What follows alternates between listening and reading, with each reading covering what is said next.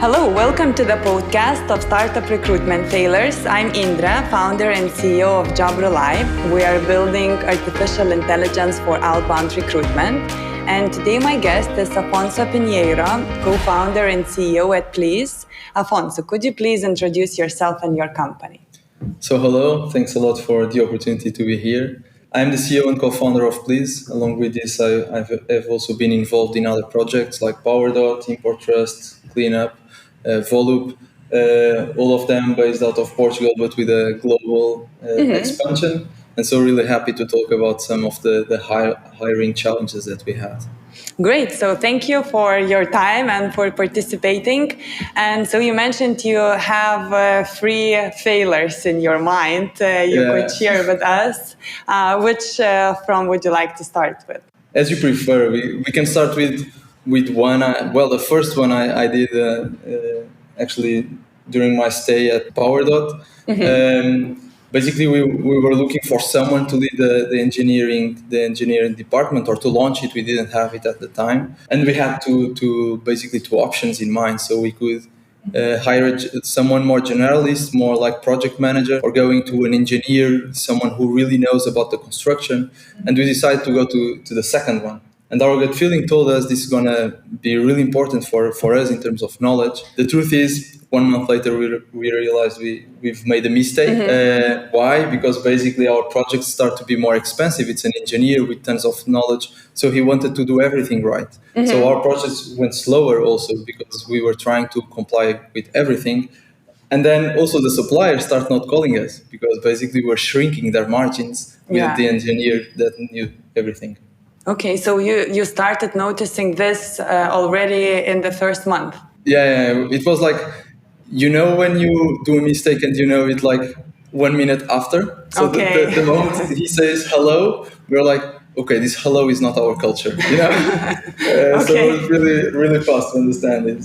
So what were the steps you taken after you realized that? Yeah, so first of all, we tried to understand if this was really a mistake or if it's just like something a profile that we needed to have, but we were not used to it. And so maybe this was something that we needed also from our side to understand that we really need this kind of people, that we really needed our projects to go slower. So we challenged ourselves in this, but we understood that was not the case. And then the second thing was to help him adapting to our culture. But he really wanted to do construction works. So then we helped him finding an opportunity more adapted to his what he really wanted to do and his passion. Okay. So then you hired engineering manager. Yeah, then we hired a project manager that was leading the engineers, and we had the engineers outsourced. So I think it's, you're still lucky because you realized this pretty fast and you reacted pretty fast, correct? Yeah. It's not always so easy.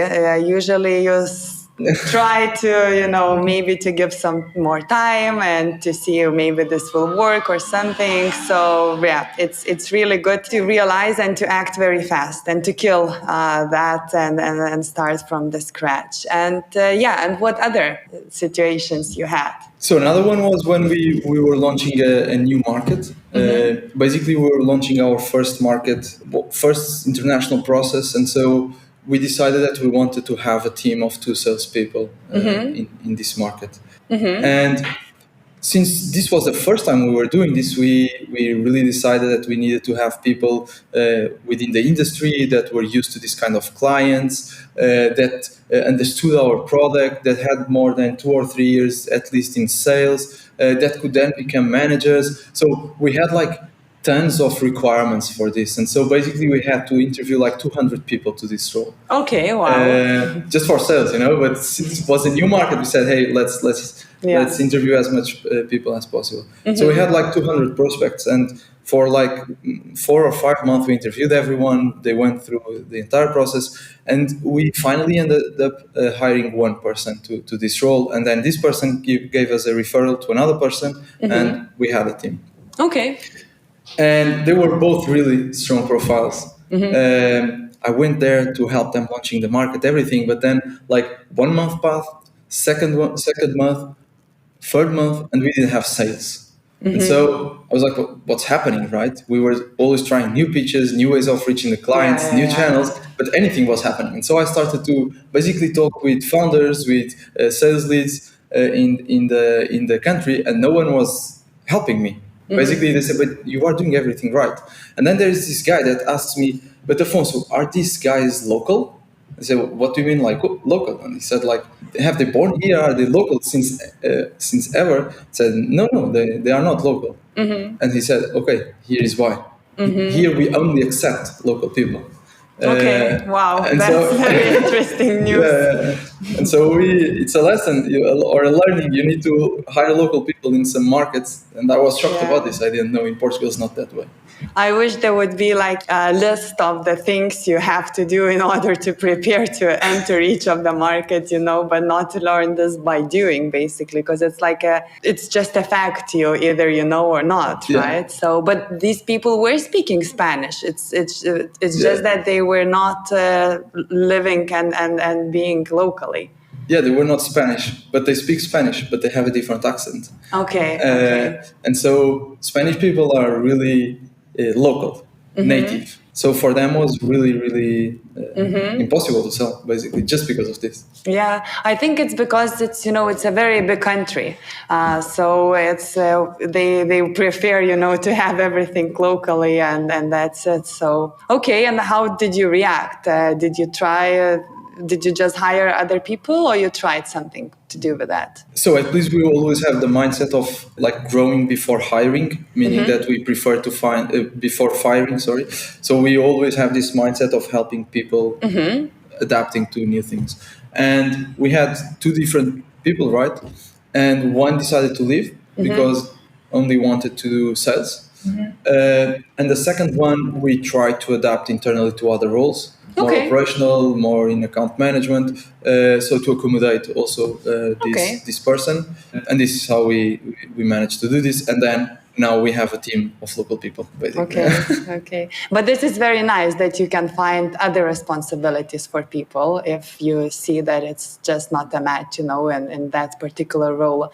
What do you think about Portugal market? Is it also the market, where people prefer to buy locally from local people? Portugal is more open than Spain in this thing. Of course, it depends a bit in terms of industries. So there are some industries that you need to be local, like in the food tech space, for example, because most of the restaurant owners are not fully comfortable with speaking in English or other language. But they don't care, like if you are Portuguese or not. They care if you talk Portuguese or not, right? Or if you speak Portuguese in this case, right? But in other industries, actually, we prefer like international people. So, for example, if we are doing something in HR, I feel much more comfortable with having a company that is international and can speak English with me rather than someone who is just Portuguese. So you actually have maybe the opposite in Portugal in some areas.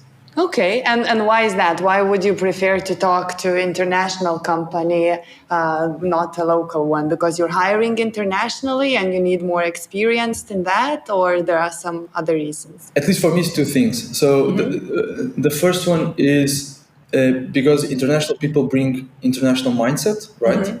And so when you are talking with people that are from abroad, you have also the chance to learn about what they are doing in other geographies. And the second one is because you make sure that the solutions were tested by more people. Right? If you have a Portuguese solution, it means that this was tested by Portuguese companies, but Portugal is a small market, right? Yeah. When you are talking with international companies, you make sure that companies across different countries, across different cultures have already tried it. Okay, that really makes sense. And in terms of like Portugal to be more open, do you think it's because it's a small country and only bigger countries can afford to buy locally, or what are your thoughts on that? That's a hard one. I believe that Portuguese people realize that we can't do things alone, right? So we are a really nice place to live. We have really good talent, but the truth is we are a small country, right? And we don't produce many things internally. So this means we depend a lot on international. And so we need to be open, since day one. Yeah, I totally agree. Plus, it's if you're a startup, it's all about, working internationally, not locally, right? So otherwise you won't be able to scale. Okay, great. And the third The third one. failure you had? The third one was in another company in the car sales space. And basically here we were hiring someone to lead to launch our business development team. Actually, the first person we are going to hire full-time just to sales. And we were looking for someone who'd be able to do sales, but then also to lead the team, right? And here we've made two mistakes. So the first one was we didn't manage expectations. So we talked with this guy directly about leading the team. And so when he joined, he was like, okay, I'm doing sales for 1 or 2 months, but then I want to have a team. Yeah. And this simply didn't happen. And the second mistake was also from our side of not embracing progression. So basically we gave a role to someone before knowing if the person was able or not to do this, and without proving himself in this space. Okay. And so from there onwards, right now I don't promise anything to anyone during interviews. I say, hey, maybe there is a progression, but it will depend on your performance. This makes people much more motivated and also manage expectations. Yeah, and to feel the accountability, right? That it's not the company has to do everything. It's both sides responsible for that. Okay, and so what was the situation like? Was the person not happy and constantly follow-upping you, or you just saw that the results are not as good as you had expected? I think that, to be honest, the person basically reacted a bit better than what I would do in his position. So basically, he simply got comfortable with being a sales. Then we hired another person for sales that was twice, like he was like overselling compared to the other one. He was like a really, really nice guy, the second one. And the second one started to lead the first one. And so the first one allowed this to happen, but started to be demotivated. And so was always around 70 to 80% of the target, never reached the target. He was like comfortable. And he said, I'm going to give up. And then eventually we had a conversation with him, and he left the company and joined another one because we didn't want comfortable people here. But the problem came from the first call that we had about expectations. Because if we said, hey, you need to prove yourself in sales, I'm sure he would have proven himself in sales. And then he could be a really great team leader. Yeah, it's very important to be aligned, and especially in the very beginning. Later, you can find the ways, but in the very beginning, you both company and people need to feel the achievements, and that both of the sides are happy about them. How long did it take, like, for you to realize and hire another person? 4 to 5 months for us to really understand, because also since this was the first person. And we had targets, but we didn't know if the targets were achievable or not. So it took a bit longer, to really understand this. And then when the second joined, we were like, okay, our targets actually were low. We can increase the targets for 5 months. And then he stayed with us for 1.5 years, more or less. Okay, so he stayed for some time, but never made his way up as he desired to do this. Yeah, I think it's logical, to take the situation and to, go along to what is happening. But personally, sometimes it's just not comfortable, and it's pretty difficult to stay in these situations. But 1.5 years, it's pretty impressive. I don't think I could do that. I mean, I just would feel disappointed. And I admire a lot this guy, like 1.5 years for me in a position that I'm just comfortable, I don't know. 1 week is enough for me. So it's interesting, but sad that it still didn't work, And so in general, having, I believe, even not only failures, but also success stories, what would be your main suggestion or advice for other startup founders when they start recruiting? So, at least for me, there is one thing with all these challenges in hiring now, what I think is that basically in hiring you have 4 stages, and you really need to be careful in all the 4 stages. So the first one is you really need to understand who you want to hire, which profile you want to hire, and be strict on this. And not only like with your gut feeling what you see in the company, but talk with people. Right. So we were hiring, for example, someone for people, like a people generalist. My gut feeling was we need someone who can do everything. Then I started to talk with people in HR departments, and they said, hey, what you need is someone junior just to do hiring and super specific to do this. And we've done that, and actually was a success. So the first thing, the first is super important. The second one is the hiring, like the interview process and everything.